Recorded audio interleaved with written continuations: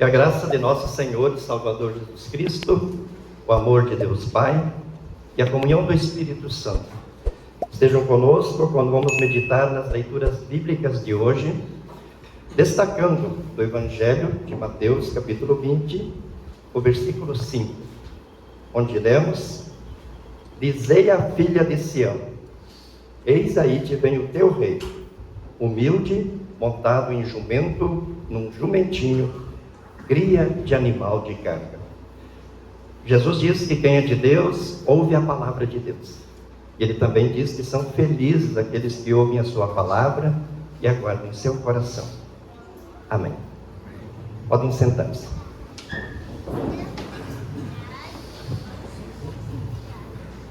O Salvador Jesus, queridos colegas pastores do Distrito Litoral Norte Gaúcho, pastores de outros distritos, queridos amigos que vão nos acompanhar pela internet nos próximos dias, queridos visitantes que certamente estão dando uma grande alegria a esta congregação por estarem aqui, mas hoje de uma forma muito especial.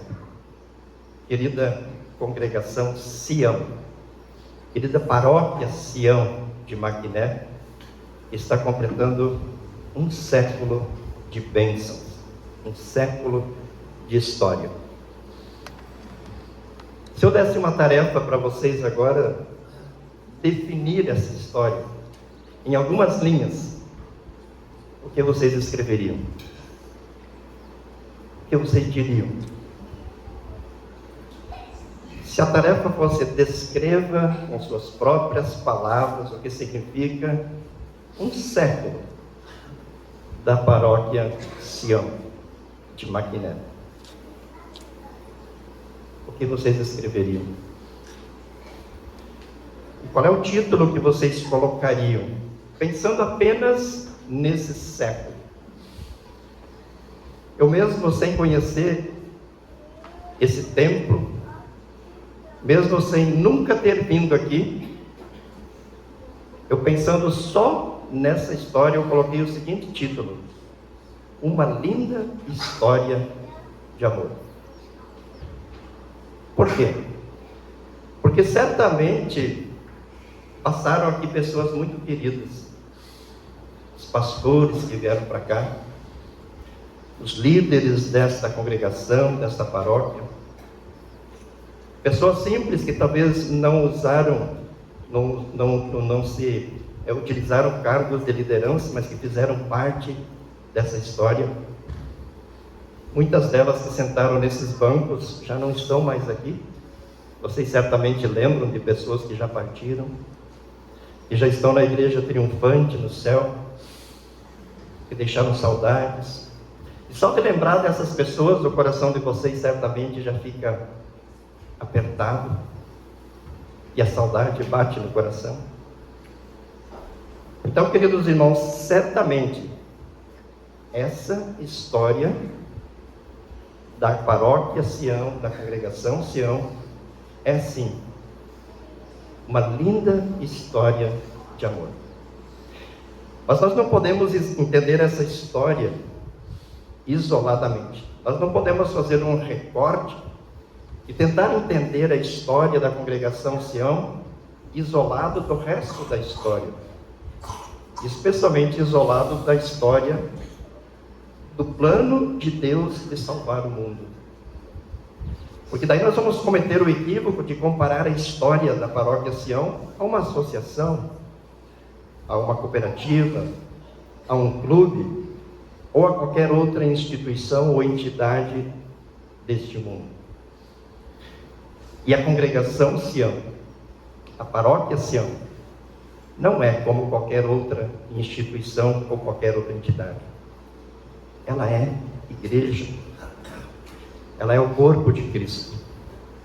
E por isso nós precisamos entendê-la dentro de uma história maior.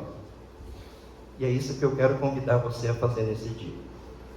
Para a gente entender o verdadeiro significado, o real significado do que nós estamos comemorando hoje, um século da congregação e paróquia Sião, Nós precisamos voltar lá para o início das Escrituras Sagradas. Gênesis capítulo 1 e capítulo 2. Ali está escrito que não existia nada, apenas Deus. E Deus então decidiu criar todas as coisas que existem. E Deus apenas dava ordens, Deus apenas ordenava e as coisas passavam a existir. Deus não tinha ferramentas e nem matéria-prima. Porque hoje, quando o ser humano faz as coisas, ele usa matéria-prima e ferramentas e produz outras coisas. Por exemplo, quem produziu esse microfone aqui, ele usou matéria-prima e usou ferramentas, maquinários, tecnologias e produziu esse microfone.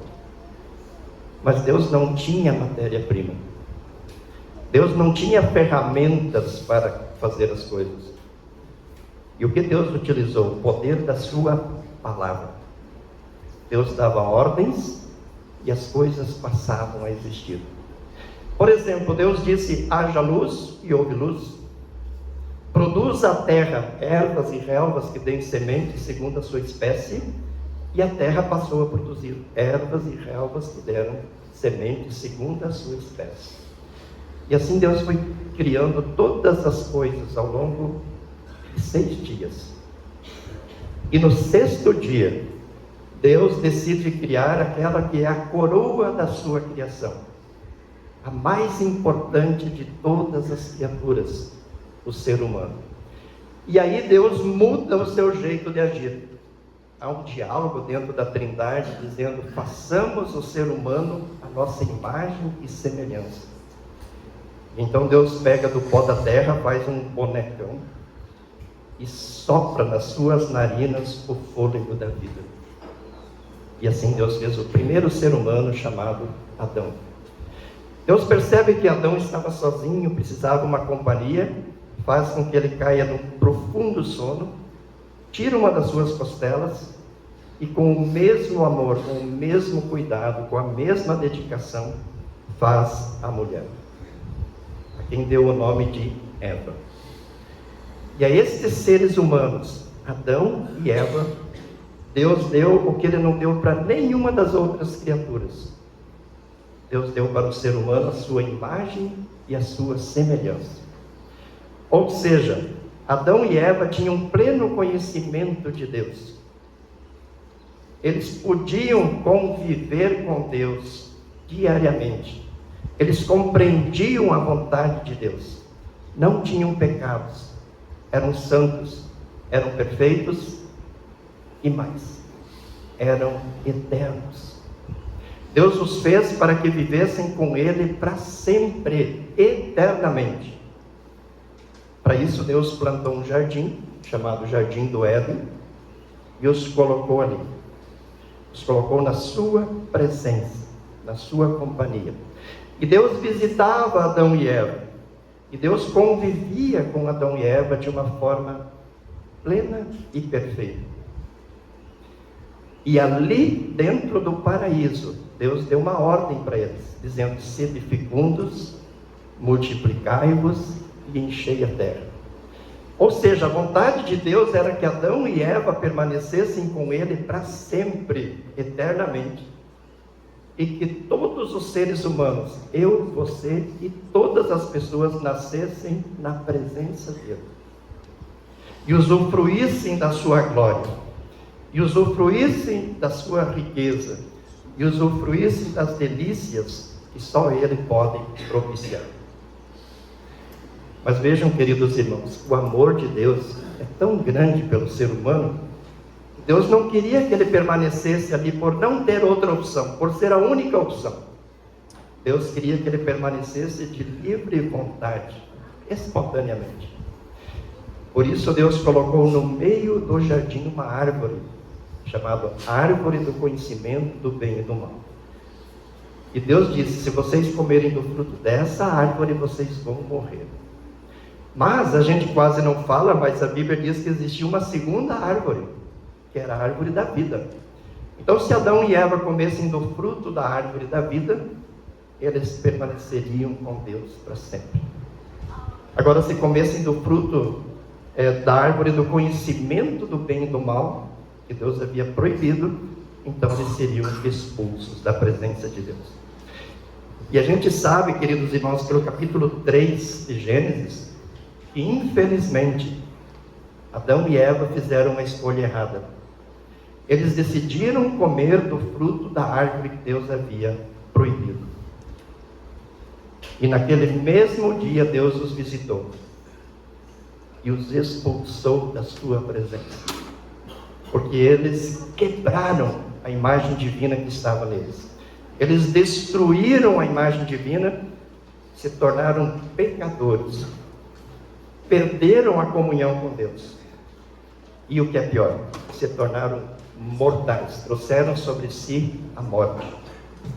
Tanto é que, se a gente ler o capítulo seguinte, a queda em pecado, nós vamos ver o primeiro homicídio, Caim matando Abel. E aí nós percebemos quão grave foi o pecado, ou é o pecado. Quão grave é a consequência do pecado na vida das pessoas. Mas, queridos irmãos, o amor de Deus pelo ser humano é tão grande, que antes de expulsá-los do paraíso, apontando para a serpente, Deus fez uma promessa, dizendo: eu vou pôr inimizade entre ti e a mulher, entre a tua descendência e o descendente da mulher. Este te ferirá a cabeça e tu lhe ferirás o calcanhar. Então Deus prometeu ao ser humano, coroa da sua criação, e o traria de volta. Deus prometeu providenciar um meio de trazer o ser humano de volta ao seu convívio, a comunhão com Ele, a vida que Ele pode oferecer. Aqui eu quero fazer um segundo destaque do amor de Deus. Antes de Adão e Eva pecarem, Lúcifer, que era um anjo da luz, que ocupava um lugar de destaque especial na presença de Deus no céu, ele se rebelou contra Deus, ele quis ser igual a Deus. E parte dos anjos apoiaram Lúcifer nessa rebelião. E Deus o expulsou Lúcifer e todos os seus aliados. E Deus não fez nenhuma promessa de trazê-los de volta. Deus não moveu uma palha para trazer esses anjos decaídos de volta. Pelo contrário, Deus decretou a condenação deles. E disse: o inferno, o lago de fogo e enxofre, será o destino eterno de vocês. Então vejam, queridos irmãos, como Deus ama a nós seres humanos. Aquilo que Ele não fez pelos anjos, Ele fez por mim e fez por você, e fez por toda a humanidade. Ele prometeu enviar o Salvador. E aí nós vamos virando as páginas das Escrituras, nós vamos vendo Deus providenciar a maneira de trazer o ser humano de volta. Nós vamos ver Deus conduzindo os acontecimentos para cumprir aquela promessa que Ele fez em Gênesis 3. Ele forma um povo, e deste povo, chamado povo de Israel, vem o Salvador. Na plenitude do tempo, conforme diz o apóstolo Paulo, ou seja, no tempo certo, Ele cumpre a sua promessa. E é o que nós vamos celebrar agora nas próximas semanas, até o Natal. A vinda do Salvador. Jesus nasce do ventre de Maria. E João, no capítulo 1, versículo 14, vai dizer quem é Jesus. Ele diz: o Verbo se fez carne e habitou entre nós, cheio de graça e de verdade. E vimos a sua glória, glória como do unigênito do Pai. João capítulo 1, versículo 14. Lembra por meio de que Deus criou todas as coisas no princípio? Não tinha ferramentas, não tinha matéria-prima. Ele criou tudo pelo poder da palavra. E João diz que essa palavra se fez carne. Ou seja, o mesmo poder que Deus utilizou para criar todas as coisas se encarnou, se tornou um ser humano e veio morar entre nós. Deus criou tudo por meio do Verbo. Criou tudo de forma plena e perfeita. O pecado entrou no mundo através do ser humano e destruiu, quebrou essa relação do ser humano com Deus. O pecado atingiu mortalmente toda a criação divina. E agora este mesmo verbo se encarna, se torna um de nós, para consertar aquilo que o pecado estragou, para restabelecer a relação do ser humano com Deus, ou a relação de Deus com o ser humano. E Jesus, queridos irmãos, nasceu, viveu aqui conosco, cumpriu a lei de forma plena e perfeita em nosso lugar, e na cruz do Calvário, quando ele ficou por 6 horas pendurado, ele pôde, antes de morrer, exclamar: está consumado. Ou seja, está pronta, está completa, está realizada, está conquistada a salvação para todo pecador. E ali, queridos irmãos, no alto da cruz, Jesus poderia ter decretado a salvação de todos, porque ele cumpriu a lei em favor de todos, porque ele pagou pelos pecados de todos. Mas, de novo, a gente percebe o amor de Deus pelo ser humano. Deus decide entregar essa salvação de forma individual, de forma particular, de forma pessoal para cada pecador, por meio do Evangelho, a boa notícia da salvação. A salvação que Jesus conquistou para todos na cruz, agora é oferecida para cada indivíduo, como que num pacote, num bonito pacote de presente com um laço bem bonito, Deus oferece para todo pecador. E quem recebe o perdão, quem recebe a salvação? A Escritura diz: quem crer e for batizado será salvo, quem não crer será condenado. Percebe como Deus continua respeitando a individualidade de cada ser humano? E percebe como Deus continua querendo que cada ser humano que esteja com Ele, mas Deus não obriga ninguém a estar com Ele. Deus não é aquele tirano que pega pela mão e arrasta para dentro do seu reino. Deus convida, Deus chama, por meio do Evangelho. E quem ouve e crê, será salvo. E é aí, irmãos, agora nós vamos colocar esse bonito capítulo dos 100 anos da história da Sião, dentro desse grande livro de Deus. É aí que entra a história da igreja. Por que Deus colocou a igreja aqui em Maquiné? Por que Deus pediu que a igreja fosse levada para o mundo todo? Porque Deus deixou com a igreja o batismo, a palavra e a Santa Ceia, que são os meios da graça, através dos quais aquilo que Jesus conquistou para todos é oferecido para cada pecador, é oferecido para cada pessoa. E à medida em que as pessoas são batizadas, ouvem a palavra e recebem a Santa Ceia, e por esses meios recebem a fé, por meio da fé tem o perdão e a salvação, tem a vida eterna. E esse Jesus que entrou de forma humilde em Jerusalém, conforme nós vimos em nosso texto, montado num jumentinho, cria de jumenta, animal de carga. Esse Jesus é o mesmo poder pelo qual Deus criou todas as coisas, que se encarna, e agora humildemente entra em Jerusalém, é aclamado rei, mas poucos dias depois é preso e crucificado. E ele faz isso para quê? Para que nós possamos estar de novo em comunhão com Deus, e possamos ter vida em abundância aqui neste mundo, e vida plena e eterna no céu. E aí eu gostaria que vocês olhassem para lá. Se a história da congregação Sião, isoladamente, é uma linda história de amor, dentro desse grande livro da história de Deus, ela muda de nome. Ela passa a ser a mais linda história de amor. Porque é a história do Deus que criou todas as coisas, que vem ao nosso encontro, que morre na cruz, para nos ter de volta. O santo, justo Deus vem, pisa esse chão, coloca sobre os seus ombros todos os nossos pecados e os leva à cruz. E morre, derrama seu sangue, sofre Sofre inclusive a dor do desamparo. Porque na cruz Jesus disse: Deus meu, por que me desamparaste? Porque ali ele estava sofrendo o desamparo que eu, que você, que todos nós merecíamos no inferno. E para que nós não precisemos ser desamparados, ele foi desamparado em nosso lugar. Então essa história aqui, queridos irmãos, embora envolva muitas pessoas, centenas, milhares de pessoas, pastores, líderes, homens, mulheres, jovens, crianças, muito especiais, nós precisamos entender que ela é, acima de tudo, a história da ação de Deus.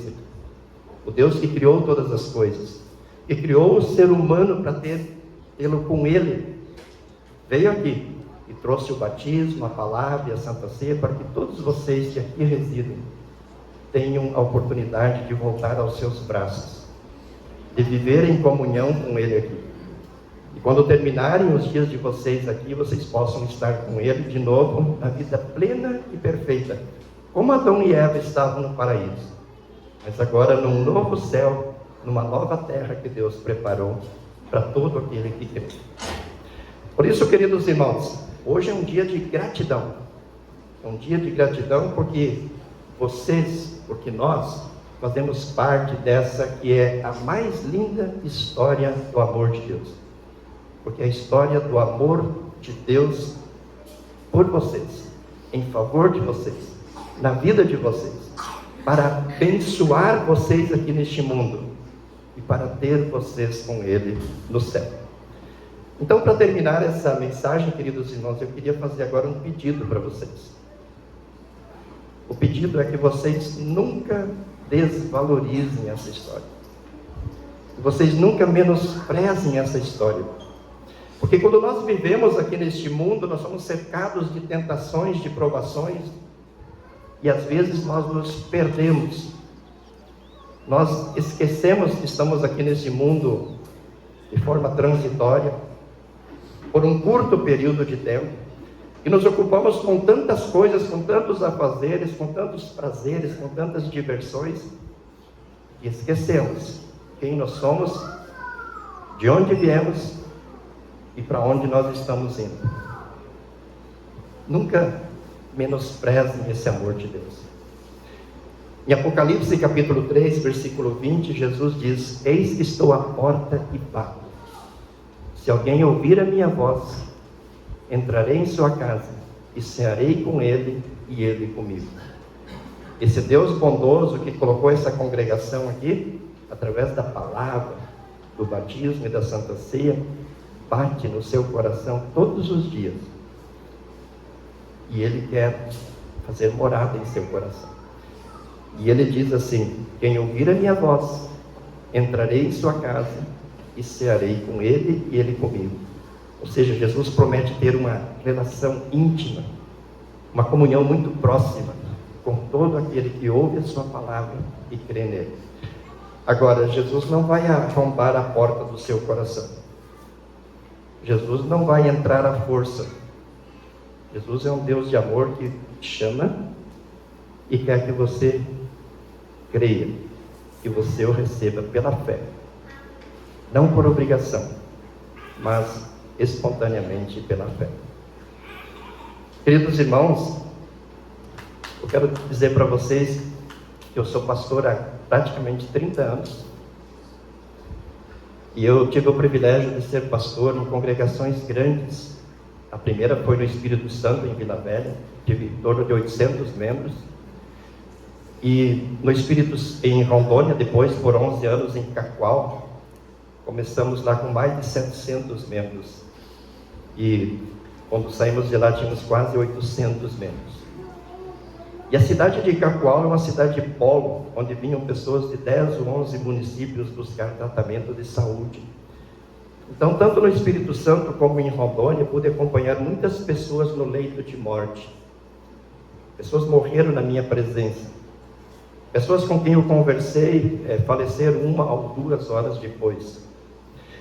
E já estou na diretoria da IELB há 13 anos. Pouco mais de 13 anos. E lá tenho acompanhado pastores no leito de morte. Estive num hospital em Porto Alegre e vi um pastor falecendo na minha presença, segurando a mão do presidente Egon Koperek. Quando o pastor Egon dizia o Salmo 37, versículo 5, até parente do pastor, né? Entrega o teu caminho ao Senhor, confia nele, e o pastor faleceu. E a gente pode ver uma lágrima descendo dos olhos da viúva. E por que eu estou dizendo isso para vocês, irmãos? Porque isso vai chegar o meu momento, vai chegar o seu momento. Todos nós vamos morrer. E nesse momento da morte, a única coisa que resta é a relação da pessoa com Deus pela fé em Jesus. No leito de morte, eu nunca vi alguém dizer assim, ó, eu me arrependo de ter morado no Rio Grande do Sul e não em São Paulo. Ninguém vai falar isso. Eu me arrependo de ter torcido para o Grêmio e não para o Inter. Ninguém nem vai lembrar de Grêmio e de Inter naquele momento. Eu me arrependo de ter sido médico e não ter sido professor. Ninguém vai falar isso. Me arrependo de ter casado com a Maria e não com a Teresa. Ninguém fala isso. Eu me arrependo de ter tido apenas 2 filhos e não ter tido 3 filhos. Não. Meus irmãos, naquele momento, quando chega o momento da morte, a única coisa que sobra é a relação da pessoa com Jesus. Se ela crê, ela tem a certeza que ela está partindo para a vida eterna. E se ela não crê, ela tem diante de si a condenação eterna. Por isso, para terminar de vez agora, não valorize a relação sua com Jesus apenas no leito de morte. Valorize desde agora. Se você está na comunhão com Jesus, você tem a certeza de que terá vida em abundância aqui e vida plena e perfeita no céu. Sem Jesus, sua vida já começa a perder o significado aqui. E você certamente sofrerá os horrores do inferno na eternidade. Por isso, queridos irmãos, dê graças a Deus por você fazer parte desta que é a mais linda história de amor. A história do amor de Deus que criou você, que cuida de você, e que veio novamente atrás de você através de Jesus, esse rei humilde que veio de um jumento, montado num jumento, entrou em Jerusalém, morreu na cruz em seu favor. Você faz parte dessa história. Foi por você que Deus fez isso. Foi pensando em você. Foi pensando no seu bem-estar aqui neste mundo e no seu bem-estar eterno. Seja grato por isso. Permaneça firme com Deus. Não se afaste nem para a esquerda, nem para a direita. Por motivo nenhum. Permaneça com Ele. Conforme Jesus disse, ser fiel até a morte e dar-te a coroa da vida eterna. Deus abençoe essa querida e linda congregação. Deus abençoe você. E que você esteja com Deus, com Abraão, com Isaac, com Davi e com todos os salvos da bem-aventurança eterna no céu. Amém. Coloquemos-nos de pé. E a paz de Deus, que excede todo humano entendimento, guardará os nossos corações e as nossas mentes em Cristo Jesus para a vida eterna. Amém. Muito bem, querido irmão, já que você chegou até este ponto da mensagem, eu peço que você não se esqueça aqui embaixo de deixar um comentário dizendo aquilo que você achou desta mensagem. Também não se esqueça de deixar um joinha, se inscrever no canal. E o mais importante, eu peço que você compartilhe essa mensagem se você gostou, para que a palavra de Deus chegue a cada vez mais lares, cada vez mais pessoas também venham conhecer o grande amor que Deus tem por cada um de nós. Tenham todos uma ótima semana.